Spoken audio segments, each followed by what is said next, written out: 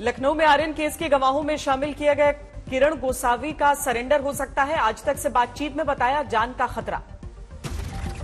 आर्यन खान के साथ सेल्फी लेते हुए किरण गोसावी की तस्वीर आई थी। एनसीबी ने बनाया है गवाह, लेकिन अभी तक फरार। प्रभाकर सेल के आरोपों को लेकर एनसीबी को झटका। सेशंस कोर्ट ने किसी भी दखल से इनकार किया। प्रभाकर सेल के आरोपों के बाद घिरे एनसीबी के जोनल डायरेक्टर समीर वानखेड़े। शुरू हुई विभागीय जांच, तलब किए गए दिल्ली। ये जो तथ्य सामने आया है, इसकी भी हम लोग जांच करने के लिए ओपन है और बहुत ट्रांसपेरेंट तरीके से जांच की जाएगी। समीर वानखेड़े के खिलाफ एनसीपी नेता नवाब मलिक के आरोपों की नई किश्त। जाति और धर्म को लेकर झूठ बोलने का इल्जाम लगाया। नवाब मलिक ने जारी किया एनसीबी के जोनल डायरेक्टर का बर्थ सर्टिफिकेट। बोले पूरा नाम समीर दाऊद वानखेड़े। समीर दाऊद वानखेड़े ये एक फर्जी व्यक्ति है। बर्थ सर्टिफिकेट उनका समीर दाऊद वानखेड़े का है। समीर वानखेड़े पर लगे ताजा आरोपों पर शिवसेना नेता संजय राउत का बड़ा बयान। बोले ये तो अभी इंटरवल है, आगे की कहानी मैं बताऊंगा। अब तक नवाब मलिक साहब ने कुछ बातें सामने लाई है। अब आगे का इंटरवल के बाद मैं आपको स्टोरी बताऊंगा। जम्मू कश्मीर में गृह मंत्री अमित शाह के दौरे का तीसरा दिन डल झील के शिकारा फेस्टिवल में शामिल हुए। गृह मंत्री की मौजूदगी में डल झील का अद्भुत नजारा। रंग बिरंगी रोशनी से नहाया श्रीनगर का गहना।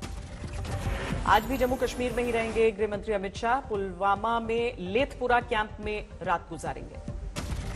श्रीनगर में गृह मंत्री का दिखा बेखौफ अंदाज। मंच पर लगा बुलेट प्रूफ ग्लास हटवाया। बोले अपने दिल से डर निकाल देना चाहिए।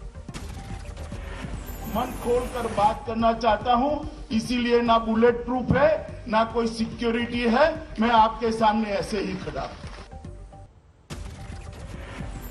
जम्मू कश्मीर दौरे के तीसरे दिन सरपंचों के बीच पहुंचे गृह मंत्री अमित शाह। बोले सरकार चाहती है हाथ में पत्थर नहीं, पुस्तक उठाएं जम्मू कश्मीर के युवा। गांदरबल में खीर भवानी मंदिर भी पहुंचे अमित शाह। विधि विधान से पूजा की। कुंड में दूध और जल किया अर्पित। पूजा पाठ के बाद मंदिर के पुजारी ने अमित शाह को दिया खीर वाला मां भवानी का प्रसाद। गृह मंत्री को भेंट की चुनर। अमित शाह के जम्मू कश्मीर दौरे के बीच विपक्ष का पुराना राग। फारूक अब्दुल्ला ने की पाकिस्तान से बातचीत की वकालत। वैसी सूरत बने, मेहरबानी करके बातचीत से इसको सुलझाइए। वही एक रास्ता है। फारूक अब्दुल्ला के पाकिस्तान से बात करने की नसीहत पर अमित शाह ने विपक्ष पर पलटवार किया। बोले पीओके जाकर जाने हाल। फारूक साहब को कहना चाहता हूं और आप सबको विशेष करना चाहता हूं, बात करनी है तो मैं मेरे घाटी के भाइयों और बहनों के साथ बात करूंगा, घाटी के युवाओं के साथ। पाकिस्तान की जीत के बाद कश्मीर में कई जगहों पर फोड़े गए पटाखे। सांबा सेक्टर में जश्न मनाते 6 लोग गिरफ्तार। पाकिस्तान की जीत पर आतिशबाजी को लेकर पूर्व क्रिकेटर वीरेंद्र सहवाग ने जताई नाराजगी। मनोज तिवारी ने भी दी नसीहत। हमारे देश में ही देश बदल के कुछ लोग ऐसे हैं जो रहते हैं, जिनको भारत की जीत या हार पे न खुशी है न गम है। दूसरों की जीत हार पे खुशी और गम दिखता है। कश्मीर में पाकिस्तान की जीत पर आतिशबाजी का महबूबा मुफ्ती ने समर्थन किया। कहा कश्मीरियों के खिलाफ गुस्सा क्यों। भारत की हार के बाद मोहम्मद शमी को निशाना बनाए जाने पर भड़के ओवैसी। कहा मुसलमान होने की वजह से उठाए जा रहे हैं सवाल। शमी को निशाना बनाया जा रहा है कल के क्रिकेट मैच की हार का। ये तो ये बताता है कि फिरका परस्ती, रेडिकलाइजेशन और हेट्रेड मुस्लिम्स के ताल्लुक से कितना बढ़ चुका है। पाकिस्तान की जीत पर इमरान के मंत्री ने दिया भड़काऊ बयान। शेख रशीद बोले पाकिस्तान के साथ जुड़ी थी भारत के मुसलमानों की भावना। मुबारक हो, आज हमारा फाइनल था। हमारा फाइनल आज ही था और दुनिया के मुसलमान समेत हिंदुस्तान के मुसलमानों के उनके जज्बात पाकिस्तानी टीम के साथ थे। शेख राशिद के बयान पर गौतम गंभीर का पलटवार। बोले ऐसे लोगों को मूर्ख कहना ही बेहतर। देखिए इसके बारे में आप क्या कहोगे। मूर्ख लोग तो पूरी दुनिया में। और मूर्ख लोगों का ना कोई देश है ना कोई रिलीजन है। कोरोना संकट के बाद वाराणसी में पीएम मोदी ने की पहली रैली। हर हर महादेव के जयकारे से भाषण की शुरुआत। पीएम मोदी ने वाराणसी को दी करीब 5100 करोड़ की योजनाओं की सौगात। बोले 7 साल में डेवलपमेंट का रिकॉर्ड। देश ने कोरोना महामारी से अपनी लड़ाई में 100 करोड़ वैक्सीन डोज के बड़े पड़ाव को पूरा किया है। यूपी को मिला 9 मेडिकल कॉलेज का तोहफा। सिद्धार्थनगर से पीएम मोदी ने किया वर्चुअल लोकार्पण। पीएम मोदी ने बिना नाम लिए समाजवादी पार्टी पर निशाना साधा। कहा 24 घंटे चलती रहती थी भ्रष्टाचार की साइकिल। भ्रष्टाचार की साइकिल तो खूब चली, लेकिन उसमें पूर्वांचल और यूपी का सामान्य परिवार पिसता चला गया। 2 दिनों के अयोध्या दौरे पर हैं अरविंद केजरीवाल। सरयू घाट पर आरती में शामिल हुए दिल्ली के सीएम। भेदभाव को गिरा के अगर एक साथ मिलकर काम करें तो इस देश को दुनिया की सबसे बड़ी शक्ति बनाने से कोई नहीं। मंगलवार को रामलला के दर्शन करेंगे अरविंद केजरीवाल। हनुमानगढ़ी भी जाने का प्लान। महादीपोत्सव के लिए सज रही अयोध्या नगरी। रंग रोगन का काम जारी। मंदिरों के बीच बहती सरयू की तटों पर बढ़ी चमक। पंजाब के सीएम चन्नी ने बुलाई सर्वदलीय मीटिंग। बीएसएफ के अधिकार क्षेत्र बढ़ाने के खिलाफ प्रस्ताव पास। फैसला रद्द नहीं हुआ तो बुलाएंगे विधानसभा सेशन। पंजाब में बीएसएफ का अधिकार क्षेत्र बढ़ाने पर मुख्यमंत्री चन्नी ने पीएम को लिखा पत्र। बताया संघीय ढांचे को कमजोर करने की कोशिश। टीएमसी में शामिल हुए यूपी के पूर्व सीएम कमलापति त्रिपाठी के परपोते ममता बनर्जी की मौजूदगी में पार्टी की सदस्यता ली। 27 अक्टूबर को बिहार के चुनावी समर में उतरेंगे लालू प्रसाद। कुशेश्वर स्थान और तारापुर में प्रचार करेंगे। तारापुर उपचुनाव में प्रचार के लिए पहुंचे नीतीश कुमार। पशुपति पारस भी साथ में नजर आए।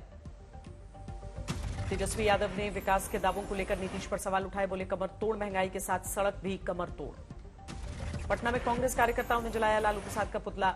बिहार कांग्रेस प्रभारी भक्त चरणदास को अपशब्द कहने का विरोध। चंडीगढ़ में हरियाणा सरकार के खिलाफ शिक्षकों का विरोध प्रदर्शन। पुलिस ने चलाए वाटर कैनन।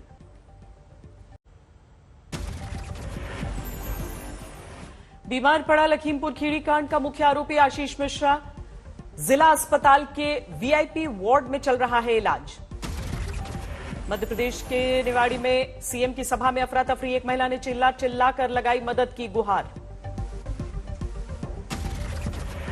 दुर्गा पूजा के बाद पश्चिम बंगाल में बढ़ने लगे कोरोना के मामले। 24 घंटे में सामने आए 990 नए मरीज। बिहार आने वाले यात्रियों की कोरोना टेस्टिंग अभियान तेज। पटना जंक्शन पर हर रोज हो रही है सैकड़ों लोगों की जांच। एमयू में ऑफलाइन क्लास खोले जाने की मांग को लेकर छात्रों का विरोध प्रदर्शन। कहा मांग मानी गई तो करेंगे धरना। ओडिशा में 18 महीनों के बाद खुले 8वीं कक्षा के विद्यार्थियों के लिए स्कूल। बच्चों में उत्साह दिखा। पश्चिम बंगाल में 16 नवंबर से खुल जाएंगे स्कूल और कॉलेज। सीएम ममता बनर्जी ने ऐलान किया।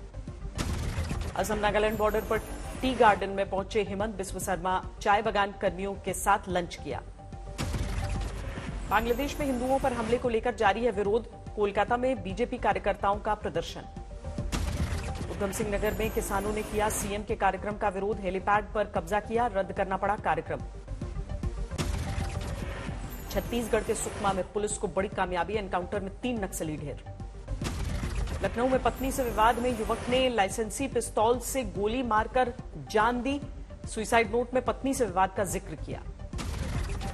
रोहतक में स्कूल बस और वैन की आमने सामने टक्कर। ड्राइवर समेत आधा दर्जन बच्चे घायल। बठिंडा में नौकरी दिलवाने के नाम पर ठगी करने वाले गिरोह का पर्दाफाश। नकली महिला जज समेत 3 गिरफ्तार। राजस्थान के बारां में बेकाबू ट्रक ने एक बाइक सवार को मारी टक्कर। मौके पर मौत। पटना सिटी में दिन दहाड़े कारोबारी से 50 लाख की लूट। हवाई फायरिंग करते हुए वारदात को अंजाम दिया। भुज में ड्यूटी कर रहे बीएसएफ के जवान को गुजरात एटीएस ने गिरफ्तार किया। पाकिस्तान को गुप्त जानकारी देने का आरोप है। मध्य प्रदेश के पन्ना में 4 साल की बच्ची के साथ दुष्कर्म की खबर के बाद हिंसा। भीड़ ने कथित आरोपी की दुकान को किया आग के हवाले।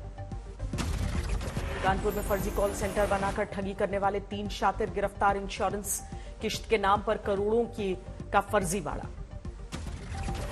धौलपुर में एसपी ऑफिस के सामने अज्ञात चोर ने दुकान का ताला तोड़ा।